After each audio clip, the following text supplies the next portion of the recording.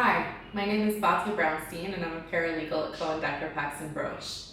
I work in client acquisition, and what that means is that it's my job to figure out how best to help all of the dozens of people who reach out to us every day.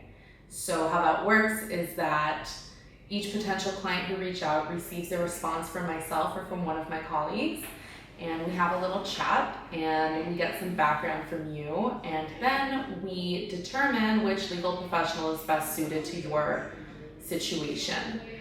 So today I want to address 3 frequently asked questions that we receive specifically in the field of foreign citizenships.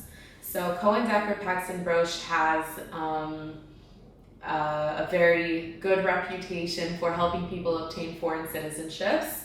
These citizenships include Portuguese citizenship, French citizenship, Austrian citizenship, German citizenship, Lithuanian citizenship, Hungarian citizenship, and a number of other citizenships as well.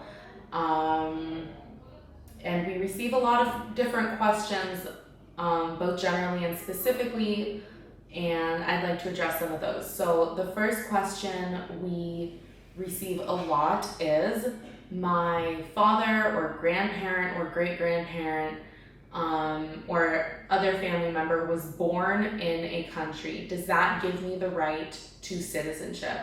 So the answer to that is not necessarily.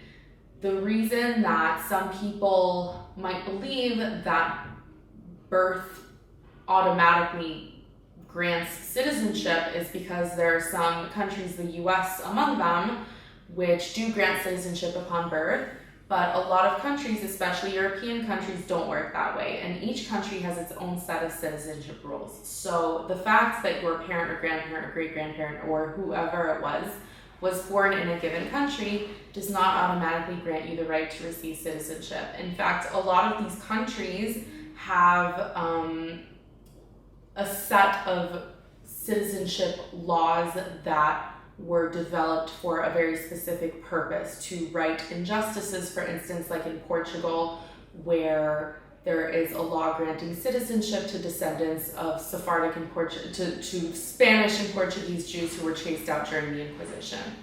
And same goes for Germany and for Austria, who have laws regarding the descendants of Jews who were persecuted by the Nazi Party during the 30s and 40s. So each of those countries has its own rules about who is eligible to receive citizenship, and most of the time it has nothing to do with having been born there. The second question that we receive a lot is, my parent was born in this country in this given year. That does make me eligible, but I don't have any documentation.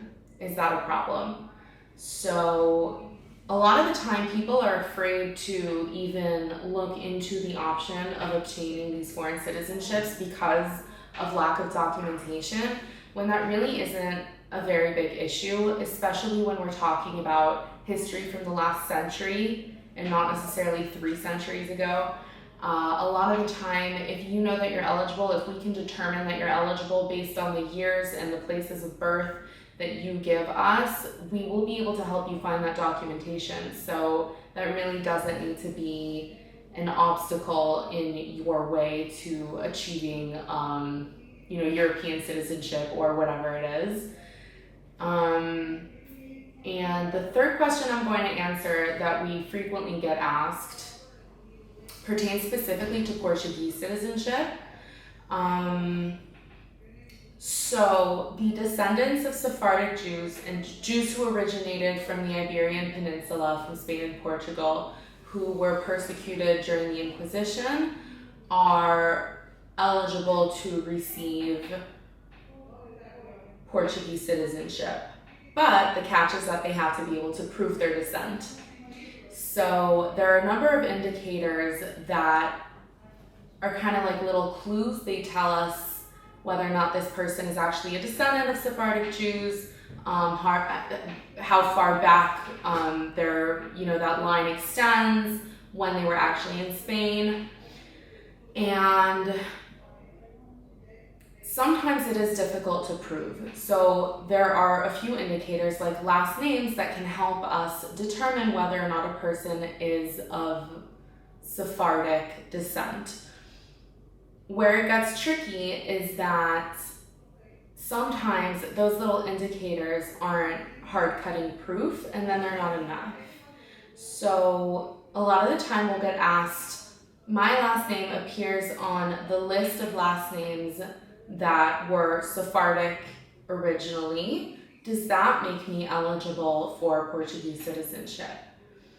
The answer to that is no. The fact that your name is on the list doesn't automatically make you eligible. Depending on the name, sometimes it's more helpful, sometimes it's less helpful, but really what will determine your eligibility is how far back you can trace your roots and whether or not you can connect someone in your family to Spain or Portugal.